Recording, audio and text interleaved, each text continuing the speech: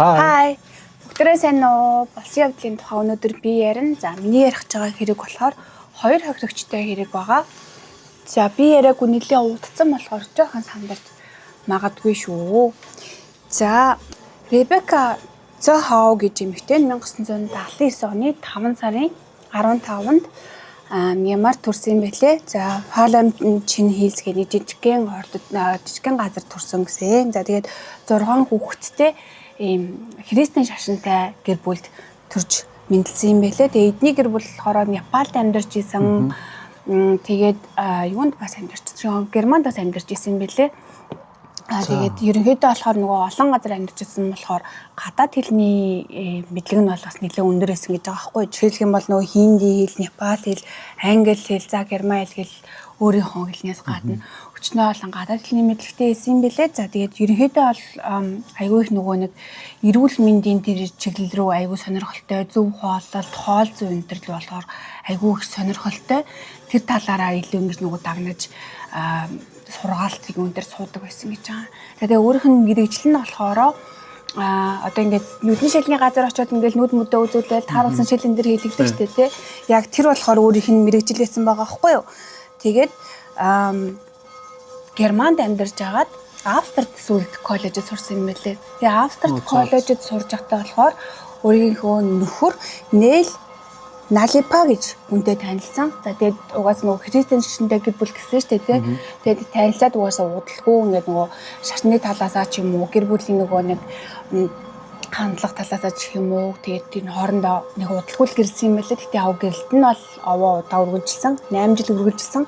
За тэгээд эмэгтэй мань болохоор Германд амьдарч агаад, Австрид амьдарч агаад тэгээд Австрид одоо энэ нөгөө нэг нөхдөйгөө танилцсан гэсэн шүү дээ. Тэгээд хамтдаа Америк руу нүүсэн юм билээ. Тэгээд ер нь хүмүүс хэлэхдээ болохоор ингээ маш юм юу сайтай нөгөө сахилга бацаатай хүн байсан. Би тэгнэл гэсэн бол тэгдэг, тийхгүй гэсэн бол тийхгүй. Жишээлбэл бол ингээд ерөөсөө арх согтууруулах хүндэн төрөл юм ерөөсөө хэрэглэдэггүй байсан гинэ. Тэгээд яагаад гэж байгаа юм гэхээр шаал дэмий тэр нөгөө нэг альчилгийг тийм дэмий юмд газж яхаар нэг юм өндөгний юу энэ тэр шейкэн дээр утсан дээр мэр энэ тэр гэл.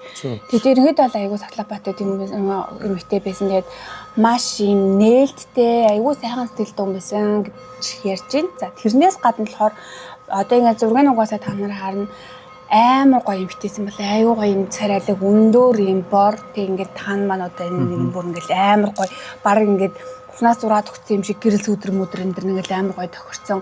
Ерөнхийдөө нэг юм яг юм жинхэнэ нэг юм Аз гоё төрх байдэн штэ. Яг тийм бор аз төрхийг хэлж байгаа шүү. Тийм тэгээд юм уртаа юм хар шулуу өстэй. Маш үзэсгэлэнтэй ерөнхийдөө ингээ эрэгтэй хүмүүс бол хажуугаар нь ингээд баг ингээд харахгүй ингээд зүрж мөрөх нь айгу хоор идэг гэсэн гэж байгаа.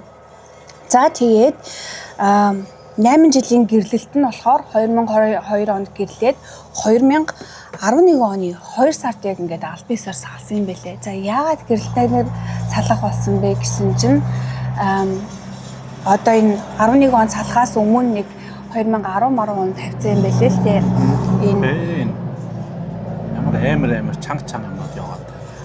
Энэ чимээтэй гоочрно штэ. Бид хоёулахаар ингээд нэг агаарт гарах гад тэгээ энэ ойтой ойрхон газар нэг байшин түрээслээд өнөөдөр байж байгаа хгүй юу. Тэр ингээд ойр хавар айгу чимээтэй л байна. За тэгээд гэрэлтэд цуцлахаасаа өмнө болохоор ажиллаа хийж агаад англиар болохоор ингээд Жона гэж уншиж магадгүй заяа. Би болохоор ингээд Йона гэж уншиж байгаа байхгүй юу. Йона Шакнел гээд хүнтэй танилцсан. За энэ л болохоор нөгөө эми үйлдвэрлэлийн талаар тэм чиглэлтэй бол бүр ингээд амар амжилттай явж байгаа CEO байсан бэлээ. 2010 оны байдлаар л гэхэд энэ Аризонод болохоор орлогоороо бүр ингээд нэг цалингаараа бүр ингээд авдаг цалингаараа 4-т ч ихтэй байсан. Тийм амар лаг хүн бэлээ энэ Жона гэх юм уу Йона гэх юм уу энэ Шакнел нь болохоор за энэнтэй яаж танилцсан гэсэн чинь ажиллаа хийж хат нь одоо нөгөө тэр нүдөө үзүүлэх гээд орж ирсэн байна. Тэгээ шууд хоорондоо дурлалцаад тэгээд нөхрөөсөө салахаасаа өмнө хоорондоо ингэж болцож явж хагаад тэгээ бүр харилцаа нэлийн гүнзгий ирээд тэгээд бүр өөрөө ингэ нөхрөөсөө салсан юм байлээ. Нөхрөө баг апгрейдлсэн юм биш үү? Баян болохлаа. Нөхөр нь болохоор сувлэгч хийсэн заяа. Тэгээд голт нөхрөө голоод баян гарлуу. Явцсан биш үү? Ер нь бол харилцаагаад гэл дуусаагүй байхдаа одоо энэ гэрэлтэндээ байхдаа л ингээд энэ шинэ харилцаа эхлүүлсэн гэсэн үг. За тэгээ энэ гэрлэлтээ салгах үйл явцсан ингээд нэг жил мэл болж байгаа. Тэгээ тэр хоорондоо ингээд нөгөө шинэ нөгөө нэг юунатайгаа ингээд нэг жил болцсон байгаа штэ. За тэгээд яг энэ 2011 оны 2 сард ингээд гэрлэлт нь сасны дараа шууд энэ юунагийнхан байдаг Калифорни руу нүүсэн юм байлээ. Би ингээд ажлаа ингээд болоод ерөөсөө ингээд 100% ингээд энэ юунатайгаа ингээд нэг хажууд байна гэд. За энийг дахиад хэлчихье. Жона гэж уншиж магадгүй би болохоор Йона гэж уншаад тэгэл Йона гэж нөгөө герман дээр хамахын нэрийг сонсон болохоор тэгээ Йоноогоор авчиж байгаа шүү. Окей. За тэг ингээд эднийх рүү нүгэд очсон байна. За энэ Жона нь болохоор өмнө нь 2 удаа гэрэлжсэн эхнэрийнхээ эхнэрээс 2 хүүхэдтэй. За 2 дахь эхнэрээсээ болохоор 1 хүүхэдтэй юм билээ. Эхний эхнэрээс 2 хүүхэдтэй гэсэн тэд нар нь болохоор тийм өсвөр насны дээр явж байгаа 13 15 настай хүүхдүүд юм билээ. За баг тэр нөгөө нэг 2 дахь эхнэрийнх нь хүүхэд нь болохоор 6 настай Макс гэдэг хүү. За Ребека болохоор энэ нөгөө баг хүүтэй маш татан байдаг гэсэн. Ингээ байнга хараад гэртээ ингээл байнга хамт цаг магийг өнгөрөөгөл хөл бөмбөгийн секцэн дээр мэдвэтэн хүргэж өгөөл өглөөний цай өдрийн хоол энэ төр гэж үлгэр нь баг ингээ хардаг байсан гэсэн үг байхгүй юу? Мэдээж тэр чинь ингээл нөгөө нэг ээж дээр хэд хоног аав дээр хэд хоног гэл ингээл байгаа штэ. Нөгөө нэг 2 хүүхэд нь болохоор эхний нэрийг нь 2 хүүхэд нь болохоор Ребекад ингээд бүр дургу тэрийг амар илэрхийлдэг ингээд бүр ингээд амар илт байдаг гэсэн. Тэгээ тэр хоёр хатлаад бүр ингээд заримдаа ингээд за би Жонат ингээд пауз ингээд яадаг юм билүү те.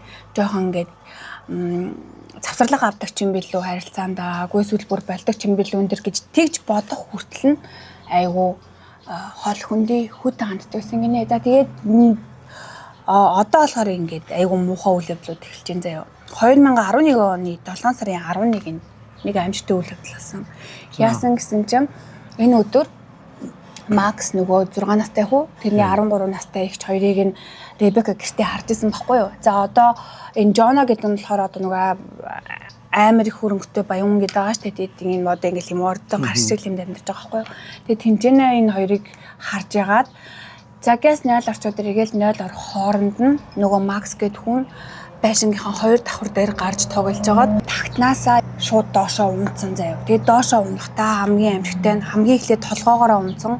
Тэгээд нүүрнийх нь бүх яс нь хугараад одоо нөгөө нугасны яс биш тий.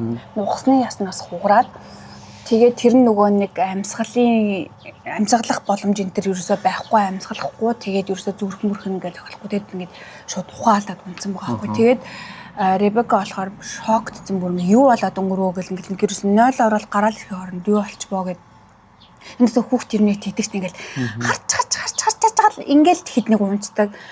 Тэгээд тэр нөгөө түргэн дуудсан хүн нь болохоор 13-тай Максийн ихчин түргэн дуудсан юм байлээ. Тэгээд түргэнийхэн ч гэсэндээ яг ирээд хэлсэн хэлэлтэй ингээд Ребека бол ингээд бүр яриа ойлгохооргүй ингээд шокийн байдалтай байсан гэд.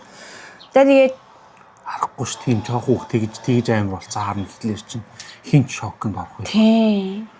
Толгоогоор унах гэхлээр чинь бүр юу ч юм ямберт юм аа. Тийм. Тэгээд ингээд тэр жоох хүүхд одоо ингээд шатны одоо энэ одоо юу юм бариулах юм уу тийм давж унах гэхгүй энэ нөгөө нэг бол нохоо нэг л бөмбөг интертэл тэглээ унах шиг боллоо гэд үнсэн юм шиг байна гэж ингээд хэргийн газар дээр очсон дэр хүмүүс болохоор яг тэгчилсэн байна. За тэгээд яг энэ осол осноос нэг 2 хоногийн дараа болохоор Шакнел гэдэг хүн болохоор Адам Шакнел гэдэг дүүтэй. Тэгээд энэ дүү нь болохоор Мемфисээс бүр ингээд зорж ирсэн байл ахын хаажууд одоо байна гэдэг. За тэгээд энэ өдрүүдэд болохоор хүүгийн нөгөө ээжийг Дина гэдэг. Тэгээд хүүгийн аав Жона энэ хоёр л ингээ хүүхдээ захиад байнга эмнэлэгт байсан. За энэ өдөр нь болохоор Ребека одоо Адам Шакнел гэдэг нөхөр Жона Шакнелийнхэн дүүг онгоцны бодлоос тосгоод явсан. За ингээд тосчоод Жона, Адам, Ребека 3 ингээд тэдний гэрт ингээ хоололдог. Тэгээ хоололж яваад Жона болохоор буцаад им зүгрөө явна. Нөгөө экс нэртэйгээ хүүгээ сахин гээд тэгээд Адам, Ребека 2 болохоор одоо тэдний тэр нэг том байшинд ингээд очиж хонсын гинэ.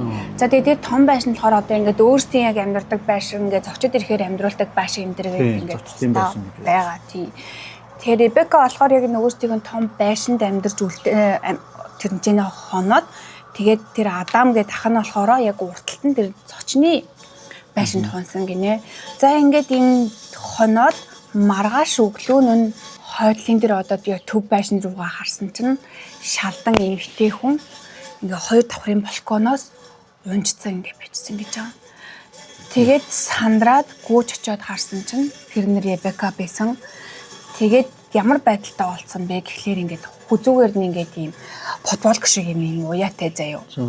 Хүзүүгээр нь болохоор за тэгээд 2 гарын ингээд нурууных нь ард хүлцэн 2 хүлгийг бас хүлцэн тэгээд тэр хүлээс нь болохоор нөгөө такт руу балкон руугаа ороод одоо энэ цонхноос нь ингээд уяатай байсан гэж байгаа байхгүй юу. Тэгээ энийг шууд харчаад үгүй Адам чин террас дээр байсан ширээг газ түлхэд авчираад утга авчираад тэгээ н улсыг ингээд таслаад тэгээд Ребека буулгаад ирсэн чинь Ребека болохоор аль хизээний үгцэн амьсгалахгүй байсан гэж байгаа. За тэгээд тэр үед өөрөө болохоор дуудахдаа түрүүнэн дуудахдаа ингээд юу яасан байна манай ах юм найз охин ингээд ухаангүй голдлоо би ингээд зүрхний массаж хэмэл амьтад энэ төр ч гэсэн хэлээ ерөөсөө амьсгалах нүцэн байна гэж хэлсэн гэж байгаа байхгүй юу. За ингээд түрүүний хэрэгэд бол угаасаа үгцэн тодорхой байсан. Бас тийм бас аманд нь юмжигдсан байсан гэсэн тэр нь болохоор нэг юм сорооч өрөхгүй юм байсан гэсэн хэрэг. Ихтэй хүний юм сорооч өрөхгүй юм байсан гэж байгаа байхгүй юу. Тэгээд энэ үйл явдал болохоор штэ 7 сарын 11-нд болонгууд 7 сарын 13-нд нэмэгтэй ингээ осолцож байгаа байхгүй юу. 2 хэн өдрийн дараа. Тийм. За тэгээ энэс 3 өдрийн дараа нөгөө хүүхэд чинь гимтлээ дийлэхүү нас барчдаг. За ингээд мэдээж цагдаагийнхан ирнэ тэр нөгөө хэргийн газрыг одоо мэдээж дүн шинжилгээ хийн шүү дээ. Тэгсэн чинь яг хэргийн газар нь болохоор ингээд юм өнөхөр сонин юм фаз шиг бүр учир нь олдохгүй юм байсан гэж байгаа. Эхлээд ингээд 2 давхарлуу гарахад зочны өрөөний хаалганд ирнэ. Ингээд хар будаг шиг юмар бичсэн заяо. Ингээд she saved him, can you save her гэх ингээд бичсэн. Тэр нь болохоор ингээд тэр түүнийг аварсан чи харин түүнийг аварч чадахгүй гэд ингээд бичсэн заяо. Нэг сонин зүгээр будгаар ингээд тэгээ цаашаа Ребекагийн унтлагын өрөөр ингээд яваад оронгууд болохоор тэнцээ ингээд хүлгийн мөрнүүдээс дээрс нь ингээд хүлгийн хурууны мөрн бүр ингээд амар тоод ингээд гарцсан байсан. Тэгээ бас нэг иргэдэн үнэ гутлын мөр болсон гэж байгаа байхгүй юу. За. Шалуурч энтер байсан юм. Тэгээд бас нэг юм нь болохоор ингээд нэг ном байсан заяо. За тэгээд тэр номных нь нэр нь штэ. Backlands Complete Book of Witchcraft гэдэг юм нэг шулмын зан үйл мөл штэ. Тийм юм одоо тэр номыг бас оруулчин. Тэгээд тэр номных нь яг нэг ингээд юм тодорхой хуудас нь ингээд дэлгэцэн байсан заяа. За тэрэн дээр нь юу байсан бэ гэхэлэр нэг зан үлийн тухай ингээд маш тодорхой бичсэн. Тэр зан үйл дээр нь болохоор нүцгэн эмэгтэй хүний ингээд гарыг нь ингээд хүлцэн. Тэгээд одоо ингээд дахил болгож өгж байгаа юм шиг. Нэг тийм зан үлийн тухай ингээд тийм ном ингээд дэлгэцсэн гэж байгаа. За тэгээд задлан шинжилгээний үр дүн гараад мөрдлөгийн одоо ингээд дүн шинжилгээний эцсийн дүн гарсан чинь болохоор энэ ямар ч гадны нөлөөгүй.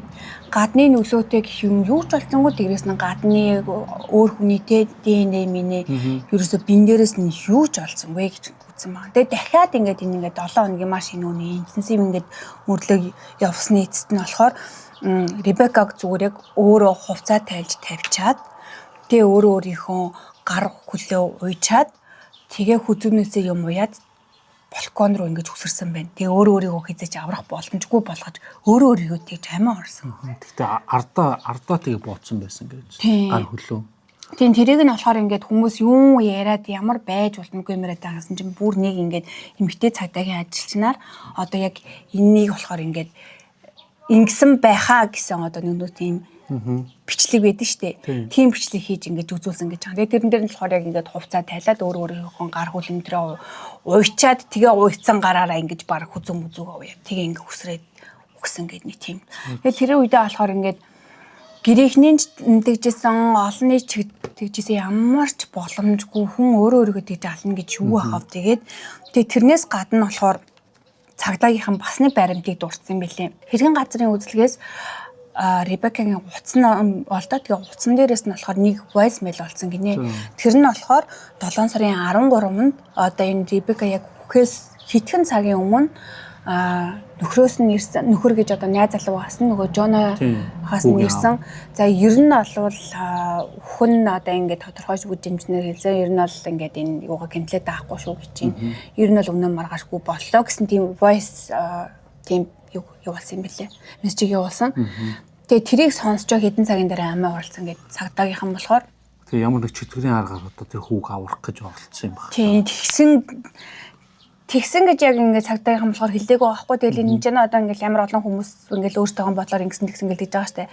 Тэгэл угаасаа өөрхөн буруу байсан өөрхөн анзаарахгүй ингээд нэг үйлдэлээсээ болоод хүүгийн юмнаас алдахад хүргэлээгээ өөрийгөө бараг дахиад олгосон юм шиг л нэг шулмын зан үйл мөр нэлдэг хүмүүс тэгэл тэр хүүн одоо нэр ингэсээ тэгээ өөрөө мунж бас гэмтсэн үү? Тэр нь бол гэхдээ яг өөрөө л мунж гэмтсэн бүр яг баримттай юм байлаа. Угаасаа нөгөө ихчтэйгээ Ребекатай гурлал исэн. Тэгээ Ребека доод давхарт нөгөө 0 ороод гараад ирсэн. Тэгээ түүн тэр ганцаараа л тэрэг тогтчихсан юм байл л дээ. За. Тэгээд өөртөө буруу өгөөд шулмын тахилаар өөрийгөө одоо золиослж тэр хүүгийн ямиг аварна гэж бодсон юм байл. Тийм. Тэгэд яг энэ ондоо болохоор ингээ хэргийг нь болохоор амиа оролтойс ингээ хаацсан заяа.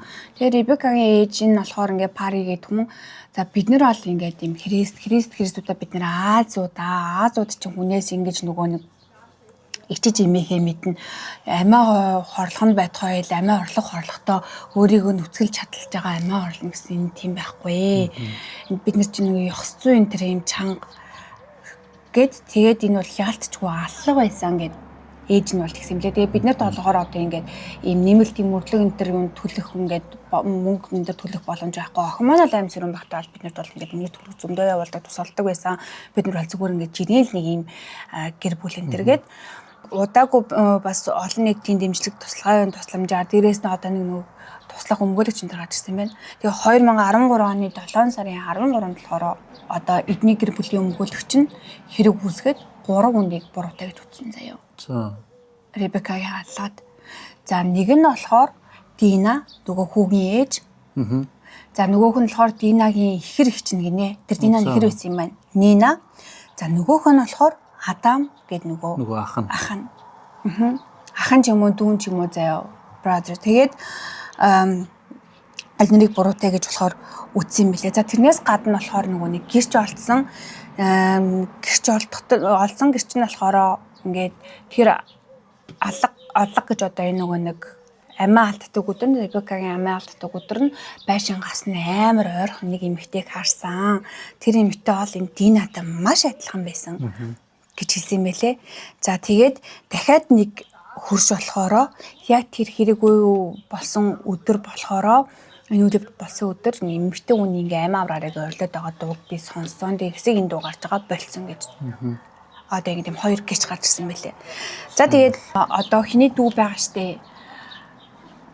Ребекагийн дүү Мари гэд бас эмэгтэй байгаа заяа. Мари болохоор одоо би ингээс ханахад яг тэр осол болсны дараахан би ихчтэй ярихад манай ихчтэй амар юм юутэй байсан. Сандарцсан бүр үнэнгээс ингээд маш их айцтай тэгээд надаа одоо яна Дина намайг ална штэ гэдээдсэн. Энийг бол ингээд нэг биш маш олон удаа хэлсэн гэсэн мэл та.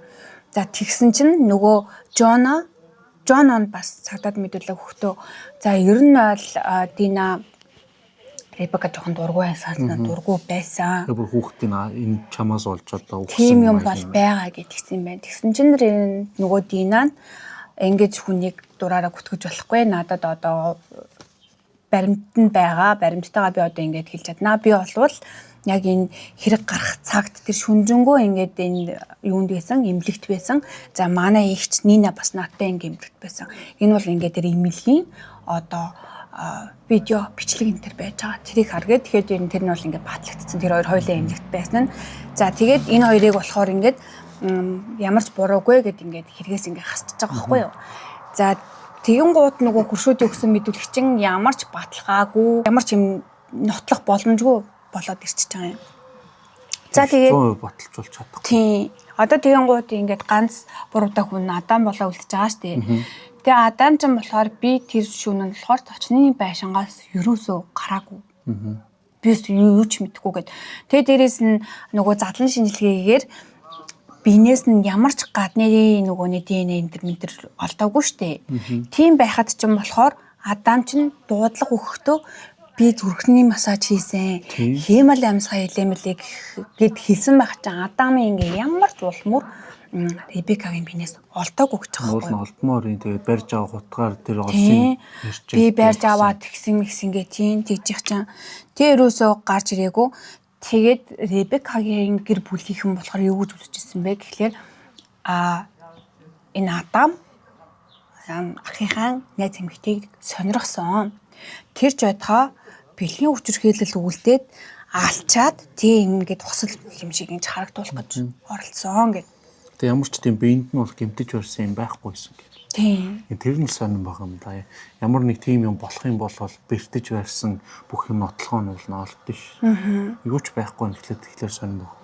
Тэг гэрийг нь тэрнээс гадна өөртөө одоо нөгөө хаалган дээр нь бичсэн байсан ш тэр түүнийг аварсан чи түүнийг авч чадахгүй гэдэг нэг бичиг байсан ингээд тэрийг болохоор ингээд нөгөө бичгийн хിവэр нь ингээд шалгадаг энэ нэг одоо хүмүүсээ штэ бичгээр шалгах тэрийг юу гэм бэлээ ингээд шинжилүүлсэн юм байна тэгсэн чинь энэ бичиг нь болохоор таарсан юм байна Адамын бичиг тэр хаалган дээр бичигтэй тэгсэн чинь Адамын өмгөөлөгч болохоор юу яриад байгаа юм бэ цаасан дээр ингээд бичиг модон дээр юм модон хаалган дээр ингээ будгаар бичих хоёр чинь шал ондоо наач тэнгэр газар шиг өөр одоо нөгөө тэр юугаараа олд хийжсэн байхгүй юу алим жүрч хоёр шиг өөрөө гэсэн манайхаар тэнгэр газар шиг л өөр наадах шиг чинь бол ямар ч юу биш одоо юм даацтай нотлохоо биш нэг нотлох чадахгүй гэсэн юм дээд одоо нөгөө худлаа ярьдгийг үздэг нөгөө юу байгаа штэ нөгөө детектор уу тийм за тэгсэн чинь тэрүүгээр болсон чинь худлын ярьж гэж гарч ирээгүй, үний ярьж гэж гарч ирээгүй.